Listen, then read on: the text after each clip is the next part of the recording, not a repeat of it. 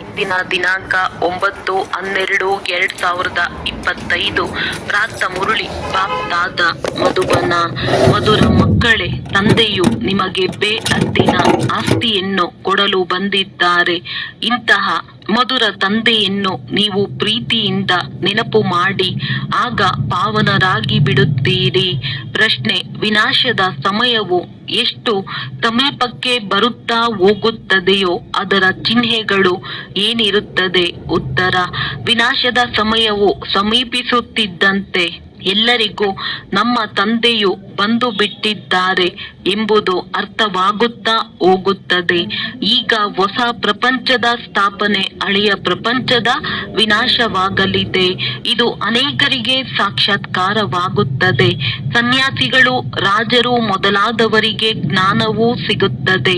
ಬೇಅದ್ದಿನ ತಂದೆಯೂ ಬಂದಿದ್ದಾರೆ, ಅವರೇ ಸದ್ಗತಿಯನ್ನು ಕೊಡುವವರಾಗಿದ್ದಾರೆ ಎಂಬುದನ್ನು ಯಾವಾಗ ಕೇಳುವರೋ ಆಗ ಅನೇಕರು ಬರುವರು.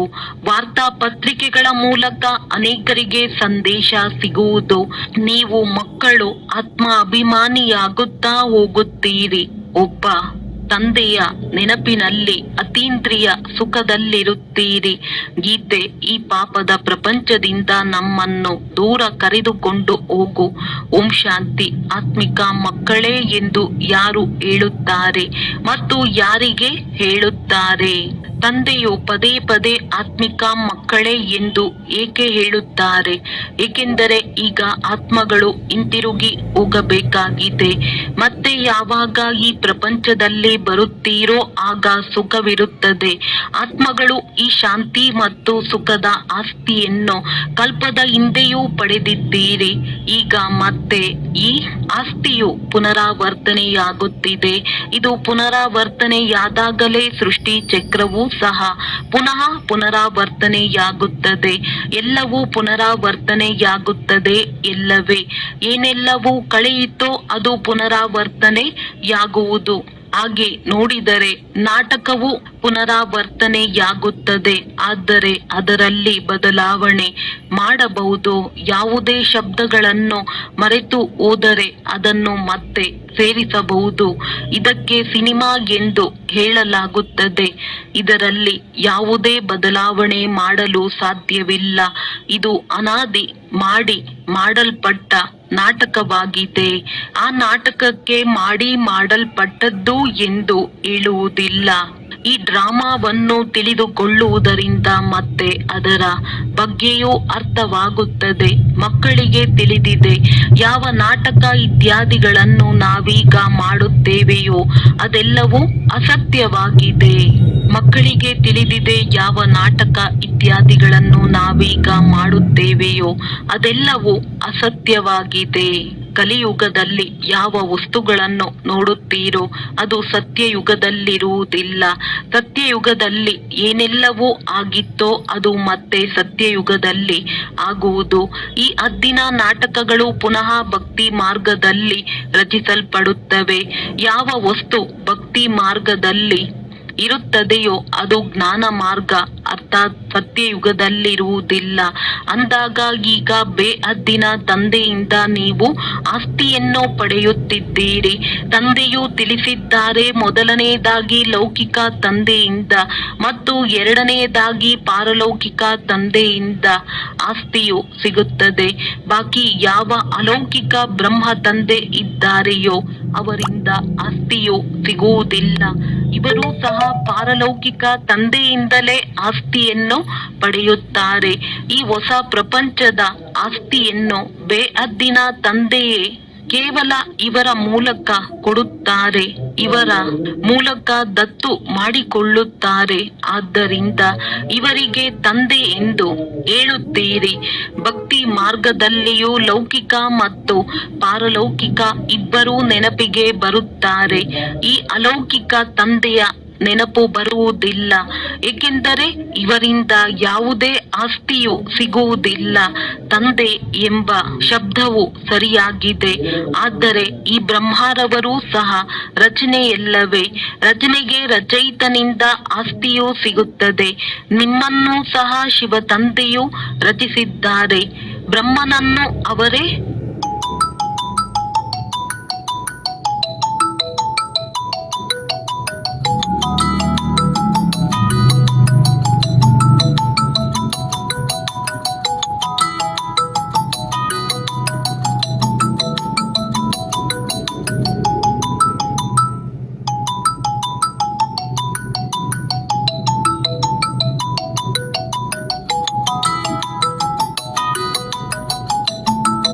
ರಚಿಸಿದ್ದಾರೆ. ಆಸ್ತಿಯು ರಚಯಿತನಿಂದಲೇ ಸಿಗುತ್ತದೆ. ಅವರು ಬೇಹದ್ದಿನ ತಂದೆಯಾಗಿದ್ದಾರೆ.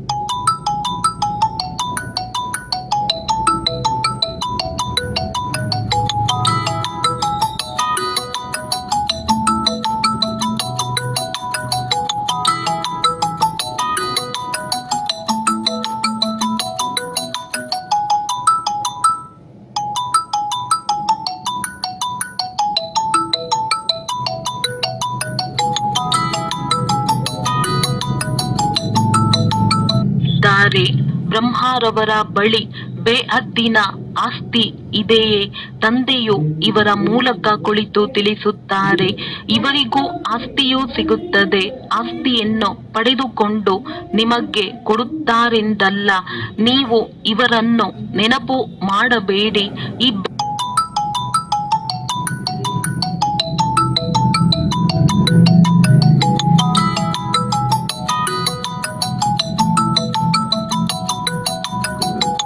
ಬೇಹದ್ದಿನ ತಂದೆಯಿಂದ ನಿಮಗೆ ಆಸ್ತಿಯು ಸಿಗುತ್ತದೆ. ಲೌಕಿಕ ತಂದೆಯಿಂದ ಹದ್ದಿನ ಆಸ್ತಿ, ಪಾರಲೌಕಿಕ ತಂದೆಯಿಂದ ಬೇಹದ್ದಿನ ಆಸ್ತಿ ಎರಡು ನಿಗದಿಯಾಗಿ ಬಿಟ್ಟಿದೆ. ಶಿವ ತಂದೆಯಿಂದ ಆಸ್ತಿ ಸಿಗುತ್ತದೆ ಎಂಬುದು ಬುದ್ಧಿಯಲ್ಲಿ ಬರುತ್ತದೆ. ಬಾಕಿ ಬ್ರಹ್ಮ ತಂದೆಯ ಆಸ್ತಿ ಎಂದು ಹೇಳುವುದಿಲ್ಲ.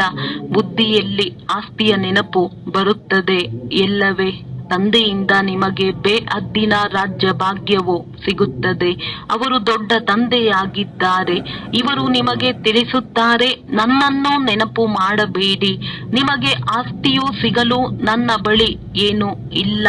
ಯಾರಿಂದ ಆಸ್ತಿಯು ಸಿಗಬೇಕಾಗಿದೆಯೋ ಅವರನ್ನು ನೆನಪು ಮಾಡಿ. ಅವರೇ ಹೇಳುತ್ತಾರೆ, ಮಕ್ಕಳೇ, ನನ್ನೊಬ್ಬನನ್ನೇ ನೆನಪು ಮಾಡಿ. ಲೌಕಿಕ ತಂದೆಯ ಆಸ್ತಿಗಾಗಿ ಎಷ್ಟೊಂದು ಜಗಳವು ನಡೆಯುತ್ತದೆ. ಇಲ್ಲಂತೂ ಯಾವುದೇ ಜಗಳದ ಮಾತಿಲ್ಲ. ತಂದೆಯನ್ನು ನೆನಪು ಮಾಡದಿದ್ದರೆ ಬೇಹದ್ದಿನ ಆಸ್ತಿಯೂ ಸಹ ಸಿಗುವುದಿಲ್ಲ. ತಂದೆಯು ತಿಳಿಸುತ್ತಾರೆ, ತಮ್ಮನ್ನು ಆತ್ಮನೆಂದು ತಿಳಿಯಿರಿ. ನೀವು ತಮ್ಮನ್ನು ಆತ್ಮನೆಂದು ತಿಳಿದು ನನ್ನನ್ನು ನೆನಪು ಮಾಡಿದರೆ ವಿಶ್ವದ ರಾಜ್ಯ ಭಾಗ್ಯ ಸಿಗುತ್ತದೆ ಎಂದು ಈ ರಥಕ್ಕೂ ಬ್ರಹ್ಮ ಹೇಳುತ್ತಾರೆ. ಇದಕ್ಕೆ ನೆನಪಿನ ಯಾತ್ರೆ ಎಂದು ಹೇಳಲಾಗುತ್ತದೆ. ದೇಹದ ಎಲ್ಲ ಸಂಬಂಧಗಳನ್ನು ಬಿಟ್ಟು ತಮ್ಮನ್ನು ಅಶರೀರಿ ಆತ್ಮನೆಂದು ತಿಳಿಯಬೇಕಾಗಿದೆ. ಇದರಲ್ಲಿಯೇ ಪರಿಶ್ರಮವಿದೆ. ವಿದ್ಯೆಗಾಗಿ ಏನಾದರೂ ಪರಿಶ್ರಮ ಪಡಬೇಕಲ್ಲವೇ? ಈ ನೆನಪಿನ ಯಾತ್ರೆಯಿಂದ ನೀವು ಪತಿತರಿಂದ ಪಾವನರಾಗುತ್ತೀರಿ. ಆ ಯಾತ್ರೆಯನ್ನು ಶರೀರದಿಂದ ಮಾಡುತ್ತಾರೆ. ಇದು ಆತ್ಮದ ಯಾತ್ರೆಯಾಗಿದೆ. ನಿಮ್ಮ ಯಾತ್ರೆಯು ಪರಮಧಾಮಕ್ಕೆ ಹೋಗುವುದಕ್ಕಾಗಿ ಇದೆ. ಪರಮಧಾಮ ಅಥವಾ ಮುಕ್ತಿಧಾಮಕ್ಕೆ ಈ ಪುರುಷಾರ್ಥವಿಲ್ಲದೆ ಯಾರೂ ಹೋಗಲು ಸಾಧ್ಯವಿಲ್ಲ. ಯಾರು ಚೆನ್ನಾಗಿ ನೆನಪು ಮಾಡುವರೋ ಅವರೇ ಹೋಗುತ್ತಾರೆ ಮತ್ತು ಅವರು ಶ್ರೇಷ್ಠ ಪದವಿಯನ್ನು ಅವರೇ ಪಡೆಯುತ್ತಾರೆ. ಎಲ್ಲರೂ ಅವಶ್ಯವಾಗಿ ಹೋಗುತ್ತಾರೆ, ಆದರೆ ಅವರು ಪತಿತರಲ್ಲವೇ? ಆದ್ದರಿಂದ ಕೂಗುತ್ತಾರೆ. ಆತ್ಮವು ನೆನಪು ಮಾಡುತ್ತದೆ. ತಿನ್ನುವುದು, ಕುಡಿಯುವುದು ಎಲ್ಲವನ್ನು ಆತ್ಮವೇ ಮಾಡುತ್ತದೆ ಎಲ್ಲವೇ? ಈ ಸಮಯದಲ್ಲಿ ನೀವು ದೇಹಿ ಅಭಿಮಾನಿಗಳಾಗಬೇಕಾಗಿದೆ. ಇದೇ ಪರಿಶ್ರಮವಿದೆ. ಪರಿಶ್ರಮವಿಲ್ಲದೆ ಏನೂ ಸಿಗುವುದಿಲ್ಲ. ಇದು ಸಹಜವೂ ಆಗಿದೆ, ಆದರೆ ಮಾಯೆಯ ವಿರೋಧವಾಗುತ್ತದೆ. ಯಾರ ಅದೃಷ್ಟವು ಚೆನ್ನಾಗಿರುವುದೋ ಅವರು ಇದರಲ್ಲಿ ಬಹಳ ಬೇಗನೆ ತೊಡಗುತ್ತಾರೆ. ಕೆಲವರು ತಡವಾಗಿಯೂ ಬರುತ್ತಾರೆ. ಒಂದು ವೇಳೆ ಬುದ್ಧಿಯಲ್ಲಿ ಇದು ಸರಿಯಾಗಿ ಕುಳಿತುಕೊಂಡರೆ ನಾನು ಈ ಆತ್ಮಿಕ ಯಾತ್ರೆಯಲ್ಲಿಯೇ ತೊಡಗಿ ಬಿಡುತ್ತೇನೆಂದು ಹೇಳುತ್ತಾರೆ. ಈ ರೀತಿ ತೀವ್ರ ವೇಗದಿಂದ ತೊಡಗುವುದಾದರೆ ಅಂತವರು ಬಹಳ ಚೆನ್ನಾಗಿ ಓಡಬಲ್ಲರು. ಮನೆಯಲ್ಲಿದ್ದರೂ ಸಹ ಇದು ಬಹಳ ಒಳ್ಳೆಯ ಮಾತೆಂದು ಬುದ್ಧಿಯಲ್ಲಿ ಬರುತ್ತದೆ. ನಾನು ತನ್ನನ್ನು ಆತ್ಮನೆಂದು ತಿಳಿದು ಪತಿತ ಪಾವನ ತಂದೆಯನ್ನು ನೆನಪು ಮಾಡುತ್ತೇನೆ. ತಂದೆಯ ಆದೇಶದಂತೆ ನಡೆದಿದ್ದೇ ಆದರೆ ಪಾವನರಾಗಬಹುದು. ಅವಶ್ಯವಾಗಿ ಆಗುತ್ತೀರಿ. ಪುರುಷಾರ್ಥದ ಮೇಲೆ ಅವಲಂಬಿಸಿದೆ. ಇದು ಬಹಳ ಸಹಜವೂ ಆಗಿದೆ. ಭಕ್ತಿ ಮಾರ್ಗದಲ್ಲಂತೂ ಬಹಳ ಪರಿಶ್ರಮವಿರುತ್ತದೆ. ನಾವೀಗ ಹಿಂತಿರುಗಿ ತಂದೆಯ ಬಳಿ ಹೋಗಬೇಕು. ಮತ್ತೆ ಇಲ್ಲಿ ಬಂದು ವಿಷ್ಣುವಿನ ಮಾಲೆಯಲ್ಲಿ ಮೂಡಿಸಲ್ಪಡಬೇಕೆಂದು ನಿಮ್ಮ ಬುದ್ಧಿಯಲ್ಲಿದೆ. ಮಾಲೆಯು ಬ್ರಹ್ಮನದ್ದೂ ಇದೆ, ವಿಷ್ಣುವಿನದ್ದೂ ಇದೆ, ರುದ್ರ ಮಾಲೆಯೂ ಇದೆ. ಮೊಟ್ಟ ಮೊದಲು ಇವರು ಹೊಸ ಸೃಷ್ಟಿಯವರಲ್ಲವೇ? ಉಳಿದೆಲ್ಲರೂ ಕೊನೆಯಲ್ಲಿ ಬರುತ್ತಾರೆ, ಅಂದರೆ ಕೊನೆಯಲ್ಲಿ ಪೂರ್ಣಿಸಲ್ಪಡುತ್ತಾರೆ. ನಿಮ್ಮ ಕುಲ ಯಾವುದೆಂದು ಕೇಳುತ್ತಾರೆ. ಆಗ ವಿಷ್ಣುವಿನ ಕುಲವೆಂದು ಹೇಳಿರಿ. ನಾವು ಮೂಲತಃ ವಿಷ್ಣು ಕುಲದವರಾಗಿದ್ದೆವು, ನಂತರ ಕ್ಷತ್ರಿಯ ಕುಲದವರಾದೆವು, ಮತ್ತೆ ಅದರಿಂದ ಶಾಖೆಗಳು ಮನೆತನ ಹೊರಡುತ್ತವೆ. ಅದು ಹೇಗೆ ಎಂಬುದನ್ನು ಈ ಜ್ಞಾನದಿಂದ ನೀವು ತಿಳಿದುಕೊಳ್ಳುತ್ತೀರಿ. ಮೊಟ್ಟ ಮೊದಲು ರುದ್ರ ಮಾಲೆಯಾಗುತ್ತದೆ. ಇದು ಉತ್ತಮ ವಂಶಾವಳಿಯಾಗಿದೆ. ತಂದೆಯು ತಿಳಿಸಿದ್ದಾರೆ, ನಿಮ್ಮದ್ದು ಬಹಳ ಶ್ರೇಷ್ಠ ಕುಲವಾಗಿದೆ. ಇದು ಸಹ ನಿಮಗೆ ತಿಳಿದಿದೆ. ಇಡೀ ಪ್ರಪಂಚಕ್ಕೆ ಖಂಡಿತ ಸಂದೇಶ ತಲುಪುವುದು ಹೇಗೆ? ಕೆಲವರು ಹೇಳುತ್ತಾರೆ, ಭಗವಂತನು ಎಲ್ಲಿಯೋ ಖಂಡಿತ ಬಂದಿದ್ದಾರೆ, ಆದರೆ ಅರ್ಥವಾಗುತ್ತಿಲ್ಲ. ಕೊನೆಗೊಂದು ದಿನ ಎಲ್ಲರಿಗೆ ಅರ್ಥವಾಗುವುದು. ವಾರ್ತಾ ಪತ್ರಿಕೆಗಳಲ್ಲಿ ಬರುವುದು. ಈಗಿನ್ನು ಬಹಳ ಸ್ವಲ್ಪವೇ ಆಗುತ್ತಾರೆ. ಒಂದು ಪತ್ರಿಕೆಯನ್ನು ಎಲ್ಲರೂ ಓದುತ್ತಾರೆಂದಲ್ಲ, ಗ್ರಂಥಾಲಯದಲ್ಲಿ ಓದಬಹುದು. ಕೆಲವರು 2-3 ಪತ್ರಿಕೆಗಳನ್ನು ಓದುತ್ತಾರೆ, ಕೆಲವರು ಓದುವುದೇ ಇಲ್ಲ. ಇದು ಎಲ್ಲರಿಗೂ ಅರ್ಥವಾಗಲೇಬೇಕಾಗಿದೆ. ತಂದೆಯು ಬಂದಿದ್ದಾರೆ. ವಿನಾಶದ ಸಮಯವು ಸಮೀಪವಾದಾಗ ಎಲ್ಲವೂ ಅರ್ಥವಾಗುವುದು. ಹೊಸ ಪ್ರಪಂಚದ ಸ್ಥಾಪನೆ ಹಳೆಯದರ ವಿನಾಶವಾಗುತ್ತದೆ. ಅನೇಕರಿಗೆ ಸಾಕ್ಷಾತ್ಕಾರವೂ ಆಗಬಹುದು. ನೀವು ಸನ್ಯಾಸಿಗಳು, ರಾಜರು ಮೊದಲಾದವರಿಗೆ ಜ್ಞಾನ ಕೊಡಬೇಕಾಗಿದೆ. ಅನೇಕರಿಗೆ ಸಂದೇಶ ಸಿಗಬೇಕಾಗಿದೆ. ಯಾವಾಗ ಬೇಅದ್ದಿನ ತಂದೆಯು ಬಂದಿದ್ದಾರೆ, ಅವರೇ ಸದ್ಗತಿಯನ್ನು ಕೊಡುವವರಾಗಿದ್ದಾರೆ ಎಂಬುದನ್ನು ಕೇಳುವರೋ ಆಗ ಅನೇಕರು ಬರುವರು. ಈಗಿನ್ನು ಅಷ್ಟು ಇಷ್ಟವಾಗುವ ತರಹ ಪತ್ರಿಕೆಗಳಲ್ಲಿ ಹಾಕಿಲ್ಲ. ಕೆಲವರು ಇಂಥವರು ತಯಾರಾಗುತ್ತಾರೆ, ಎಲ್ಲವನ್ನು ಕೇಳಿ ಬರೆಯುತ್ತಾರೆ.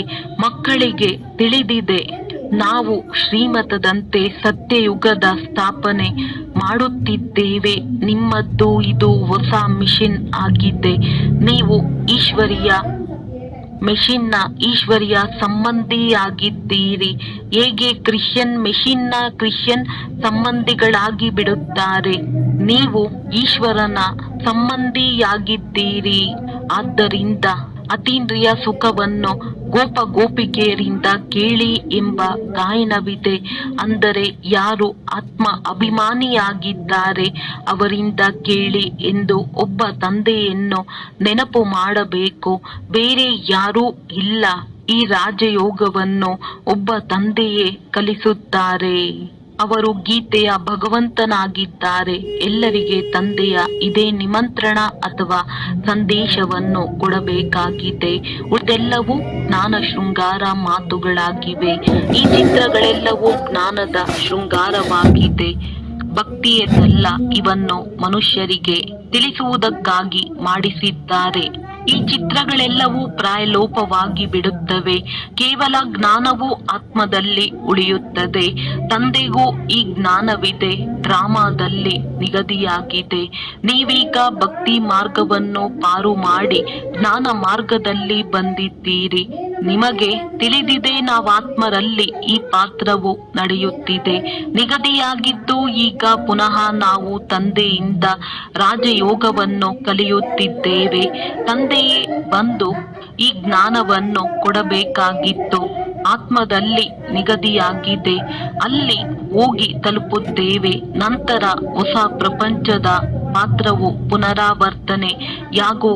ಆತ್ಮದ ಇಡೀ ರೆಕಾರ್ಡ್ ಅನ್ನು ಈ ಸಮಯದಲ್ಲಿ ಆದಿಯಿಂದ ಅಂತ್ಯದವರೆಗೆ ನೀವು ಅರಿತುಕೊಂಡಿದ್ದೀರಿ. ಮತ್ತೆ ಇದೆಲ್ಲವೂ ನಿಂತು ಹೋಗುತ್ತದೆ. ಭಕ್ತಿ ಮಾರ್ಗದ ಪಾತ್ರವು ನಿಂತು ಹೋಗುವುದು. ನಂತರ ಸತ್ಯಯುಗದಲ್ಲಿ ನಿಮ್ಮದು ಯಾವ ಪಾತ್ರ ನಡೆದಿತ್ತೋ ಅದೇ ನಡೆಯುವುದು. ಏನಾಗುವುದು ಎಂಬುದನ್ನು ತಂದೆಯು ತಿಳಿಸುವುದಿಲ್ಲ. ಏನೆಲ್ಲವೂ ಹಿಂದೆ ಆಗಿತ್ತೋ ಅದೇ ಆಗುವುದು. ಸತ್ಯಯುಗವು ಹೊಸ ಪ್ರಪಂಚವಾಗಿದೆ. ಅವಶ್ಯವಾಗಿ ಅಲ್ಲಿ ಎಲ್ಲವೂ ಹೊಸ ಸತೋಪ್ರಧಾನ ಮತ್ತು ತಸ್ತ ಆಗಿರುವುದು. ಕಲ್ಪದ ಹಿಂದೆ ಏನೆಲ್ಲವೂ ಇತ್ತೋ ಅದೇ ಇರುವುದು.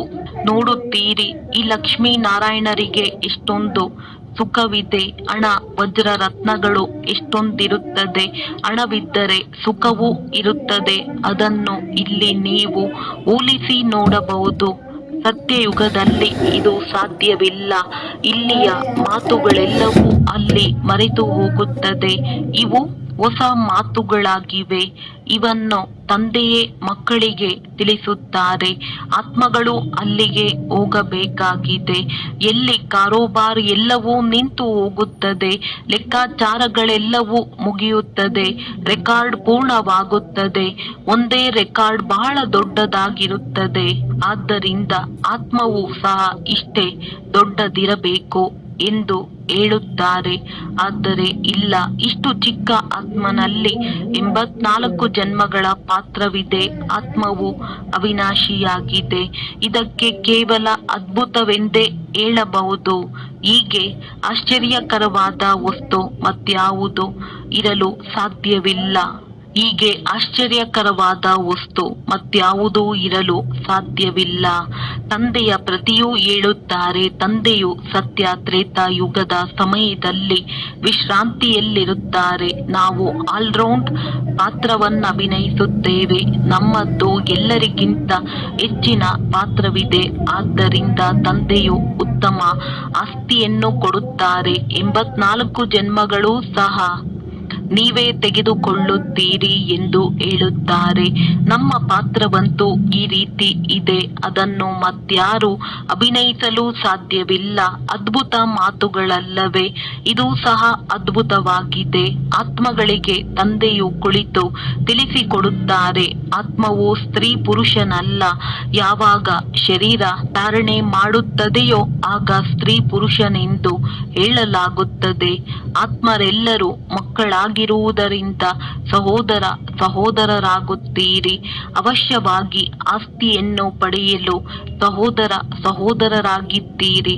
ಆತ್ಮವು ತಂದೆಯ ಮಗುವಲ್ಲವೇ? ತಂದೆಯಿಂದ ಆಸ್ತಿಯನ್ನು ಪಡೆಯುತ್ತೀರಿ. ಆದ್ದರಿಂದ ಆತ್ಮಕ್ಕೆ ಪುರುಷನೆಂದು ಹೇಳುತ್ತಾರೆ. ತಂದೆಯಿಂದ ಆಸ್ತಿಯನ್ನು ಪಡೆಯಲು ಎಲ್ಲ ಆತ್ಮಗಳಿಗೂ ಅಧಿಕಾರವಿದೆ. ಅದಕ್ಕಾಗಿ ತಂದೆಯನ್ನು ನೆನಪು ಮಾಡಬೇಕು. ತಮ್ಮನ್ನು ಆತ್ಮನೆಂದು ತಿಳಿಯಬೇಕಾಗಿದೆ. ನಾವೆಲ್ಲರೂ ಸಹೋದರರಾಗಿದ್ದೇವೆ. ಆತ್ಮವೇ ಆಗಿದೆ. ಅದು ಎಂದು ಬದಲಾಗುವುದಿಲ್ಲ. ಕೇವಲ ಒಮ್ಮೆ ಪುರುಷ, ಕೆಲವೊಮ್ಮೆ ಸ್ತ್ರೀಯ ಶರೀರವನ್ನು ತೆಗೆದುಕೊಳ್ಳುತ್ತದೆ. ಇವು ತಿಳಿದುಕೊಳ್ಳುವಂತಹ ಬಹಳ ಕಷ್ಟ ಮಾತುಗಳಾಗಿವೆ. ಇವನ್ನು ಮತ್ಯಾರು ತಿಳಿಸಲು ಸಾಧ್ಯವಿಲ್ಲ. ಇವನ್ನು ತಂದೆಯಿಂದ ಅಥವಾ ನೀವು ಮಕ್ಕಳಿಂದಲೇ ಕೇಳಬಹುದಾಗಿದೆ. ತಂದೆಯು ನೀವು ಮಕ್ಕಳೊಂದಿಗೆ ಮಾತನಾಡುತ್ತಾರೆ. ಮೊದಲು ಎಲ್ಲರೊಂದಿಗೆ ಮಿಲನ ಮಾಡುತ್ತಿದ್ದರು. ಹೀಗೆ ಮಾಡುತ್ತಾ ಕೊನೆಗೆ ಯಾರೊಂದಿಗೂ ಮಾತನಾಡುವುದಿಲ್ಲ. ಮಕ್ಕಳು ತಂದೆಯನ್ನು ಪ್ರತ್ಯಕ್ಷ ಮಾಡುವರಲ್ಲವೇ? ಮಕ್ಕಳೇ, ಓದಿಸಬೇಕಾಗಿದೆ. ನೀವು ಮಕ್ಕಳೇ ಅನೇಕರಿಗೆ ಸರ್ವಿಸ್ ಮಾಡಿ ಕರೆತರುತ್ತೀರಿ. ಇವರು ಅನೇಕರನ್ನು ತಮ್ಮ ಸಮಾನ ಮಾಡಿ ಕರೆತರುತ್ತಾರೆ. ಇವರು ದೊಡ್ಡ ರಾಜನಾಗುತ್ತಾರೆ, ಇವರು ಚಿಕ್ಕ ರಾಜನಾಗುತ್ತಾರೆ ಎಂದು ತಂದೆಯು ತಿಳಿದುಕೊಳ್ಳುತ್ತಾರೆ. ನೀವು ಆತ್ಮಿಕ ಸೇನೆಯೂ ಆಗಿದ್ದೀರಿ. ಎಲ್ಲರನ್ನು ರಾವಣನ ಬಂಧನಗಳಿಂದ ಬಿಡಿಸಿ ತಮ್ಮ ಕಡೆ ಕರೆತರುತ್ತೀರಿ. ಯಾರೆಷ್ಟು ಸೇವೆ ಮಾಡುವರೋ ಅಷ್ಟು ಫಲ ಸಿಗುತ್ತದೆ. ಯಾರು ಹೆಚ್ಚು ಭಕ್ತಿ ಮಾಡಿದ್ದಾರೆಯೋ ಅವರೇ ಹೆಚ್ಚು ಬುದ್ಧಿವಂತರಾಗಿ ಬಿಡುತ್ತಾರೆ ಮತ್ತು ಆಸ್ತಿಯನ್ನು ಪಡೆಯುತ್ತಾರೆ. ಇದು ವಿದ್ಯೆಯಾಗಿದೆ. ವಿದ್ಯೆಯನ್ನು ಚೆನ್ನಾಗಿ ಓದದಿದ್ದರೆ ಅನುತ್ತೀರ್ಣರಾಗಿ ಬಿಡುವರು. ಬಹಳ ಸಹಜ ವಿದ್ಯೆಯಾಗಿದೆ. ಇದನ್ನು ತಿಳಿದುಕೊಳ್ಳುವುದು ಮತ್ತು ತಿಳಿಸುವುದು ಸಹಜವಾಗಿದೆ. ಯಾವುದೇ ಕಷ್ಟದ ಮಾತಿಲ್ಲ. ಆದರೆ ರಾಜಧಾನಿಯು ಸ್ಥಾಪನೆಯಾಗಬೇಕಾಗಿದೆ. ಅದರಲ್ಲಿ ಎಲ್ಲರೂ ಬೇಕಲ್ಲವೇ? ಅದರಲ್ಲಿ ನಾವು ಶ್ರೇಷ್ಠ ಪದವಿಯನ್ನು ಪಡೆಯಬೇಕೆಂದರೆ ಪುರುಷಾರ್ಥ ಮಾಡಬೇಕಾಗಿದೆ. ಮೃತ್ಯು ಲೋಕದಿಂದ ವರ್ಗಾವಣೆಯಾಗಿ ಅಮರ ಲೋಕದಲ್ಲಿ ಹೋಗಬೇಕಾಗಿದೆ. ಎಷ್ಟು ಓದುವಿರೋ ಅಷ್ಟು ಅಮರಪುರಿಯಲ್ಲಿ ಶ್ರೇಷ್ಠ ಪದವಿಯನ್ನು ಪಡೆಯುತ್ತೀರಿ. ತಂದೆಯನ್ನು ಪ್ರೀತಿಯೂ ಮಾಡಲಾಗುತ್ತದೆ, ಏಕೆಂದರೆ ಇವರು ಬಹಳ ಪ್ರಿಯಾತಿ ಪ್ರಿಯ ವಸ್ತುವಾಗಿದ್ದಾರೆ. ಪ್ರೀತಿಯ ಸಾಗರನು ಆಗಿದ್ದಾರೆ. ಎಲ್ಲರಿಗೆ ಅವರ ಮೇಲೆ ಏಕರಸ ಪ್ರೀತಿ ಇರುವುದಿಲ್ಲ. ಕೆಲವರು ನೆನಪು ಮಾಡುತ್ತಾರೆ, ಕೆಲವರು ಮಾಡುವುದಿಲ್ಲ. ಕೆಲವರಿಗೆ ತಿಳಿಸಿಕೊಡುವ ನಶೆ ಇರುತ್ತದೆ ಎಲ್ಲವೇ. ಇದು ಒತ್ತು ಕೊಟ್ಟು ಹೇಳುವ ವಿಷಯವಾಗಿದೆ. ಯಾರಿಗೆ ಆಗಲಿ ಇದನ್ನು ತಿಳಿಸಿ. ಇದು ವಿಶ್ವವಿದ್ಯಾಲಯವಾಗಿದೆ, ಆತ್ಮಿಕ ವಿದ್ಯೆಯಾಗಿದೆ. ಇಂತಹ ಚಿತ್ರಗಳನ್ನು ಮತ್ಯಾವುದೇ ಶಾಲೆಯಲ್ಲಿ ತೋರಿಸಲಾಗುವುದಿಲ್ಲ. ದಿನ ಪ್ರತಿದಿನ ಇನ್ನೂ ಚಿತ್ರಗಳು ತಯಾರಾಗುತ್ತಿರುತ್ತವೆ. ಯಾವುದನ್ನು ಮನುಷ್ಯರು ನೋಡುತ್ತಿದ್ದಂತೆಯೇ ಅರ್ಥವಾಗಿ ಬಿಡುವುದು. ಏಣಿಯ ಚಿತ್ರವು ಬಹಳ ಚೆನ್ನಾಗಿದೆ, ಆದರೆ ದೇವತಾ ಧರ್ಮದವರಲ್ಲವೆಂದರೆ ಅವರಿಗೆ ಅರ್ಥವಾಗುವುದಿಲ್ಲ.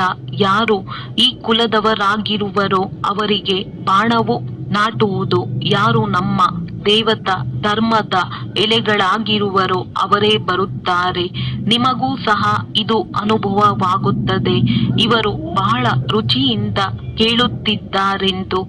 ಕೆಲವರಂತೂ ಹಾಗೆಯೇ ಹೊರಟು ಹೋಗುತ್ತಾರೆ. ದಿನ ಪ್ರತಿದಿನ ಮಕ್ಕಳಿಗೆ ಹೊಸ ಹೊಸ ಮಾತುಗಳನ್ನು ತಿಳಿಸುತ್ತಿರುತ್ತಾರೆ.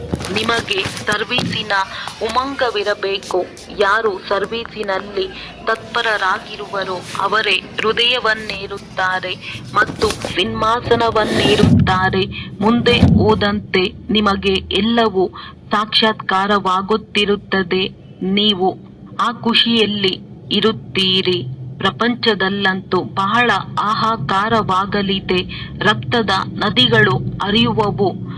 ಸಾಹಸವಂತರಾಗಿ ಸರ್ವಿಸ್ ಮಾಡುವವರು ಎಂದು ಹಸಿವಿನಿಂದ ಸಾಯುವುದಿಲ್ಲ.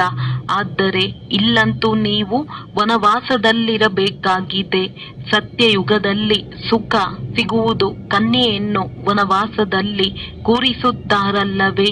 ಮಾವನ ಮನೆಗೆ ಹೋಗಿ ಹೆಚ್ಚು ಶೃಂಗರಿತವಾಗುತ್ತಾಳೆ. ನೀವು ಸಹ ಮಾವನ ಮನೆಗೆ ಸ್ವರ್ಗ ಹೋಗುತ್ತೀರಿ.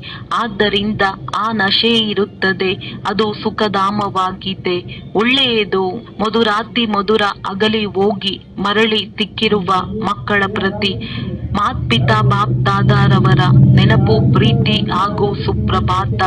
ಆತ್ಮಿಕ ಮಕ್ಕಳಿಗೆ ಆತ್ಮಿಕ ತಂದೆಯ ನಮಸ್ತೆ. ಧಾರಣೆಗಾಗಿ ಮುಖ್ಯ ಸಾರ. ಮಾಲೆಯಲ್ಲಿ ಪೋಣಿಸಲ್ಪಡಲು ಆತ್ಮ ಅಭಿಮಾನಿಯಾಗಿ ತೀವ್ರ ವೇಗದಿಂದ ನೆನಪಿನ ಯಾತ್ರೆ ಮಾಡಬೇಕಾಗಿದೆ. ತಂದೆಯ ಆದೇಶದಂತೆ ನಡೆದು ಪಾವನರಾಗಬೇಕಾಗಿದೆ. ತಂದೆಯ ಪರಿಚಯ ಕೊಟ್ಟು ಅನೇಕರನ್ನು ತಮ್ಮ ಸಮಾನ ಮಾಡಿಕೊಳ್ಳುವ ಸೇವೆ ಮಾಡಬೇಕಾಗಿದೆ. ಇಲ್ಲಿ ವನವಾಸದಲ್ಲಿರಬೇಕು. ಅಂತಿಮ ಆಹಾಕಾರದ ದೃಶ್ಯವನ್ನು ನೋಡಲು ಮಹಾವೀರರಾಗಬೇಕಾಗಿದೆ. ವರದಾನ ಬಂಧನಗಳ ಪಂಜರವನ್ನು ಮುರಿದುಕೊಂಡು ಜೀವನ್ಮುಕ್ತ ಸ್ಥಿತಿಯ ಅನುಭವ ಮಾಡುವಂತಹ ಸತ್ಯವಾದ ಟ್ರಸ್ಟಿಭವ. ಶರೀರದ ಹಾಗೂ ಸಂಬಂಧದ ಬಂಧನವೇ ಪಂಜರವಾಗಿದೆ. ಜವಾಬ್ದಾರಿ ನಿಭಾಯಿಸುವುದನ್ನು ಸಹ ನಿಮಿತ್ತ ಮಾತ್ರ ನಿಭಾಯಿಸಬೇಕು, ಸೆಳೆತದಿಂದಲ್ಲ. ಆಗ ಹೇಳಲಾಗುವುದು ನಿರ್ಬಂಧನ. ಯಾರು ಟ್ರಸ್ಟಿಯಾಗಿರುತ್ತಾ ನಡೆಯುತ್ತಾರೆ ಅವರೇ ನಿರ್ಬಂಧನರಾಗಿದ್ದಾರೆ. ಒಂದು ವೇಳೆ ಯಾವುದಾದರೂ ನನ್ನತನವಿದ್ದಲ್ಲಿ ಪಂಜರದೊಳಗಿರುವಿರಿ. ಈಗ ಪಂಜರದ ಮೈನಾ ಅಕ್ಕಿಯಿಂದ ಫರಿಷ್ಠ ಆಗಿದ್ದೀರಿ.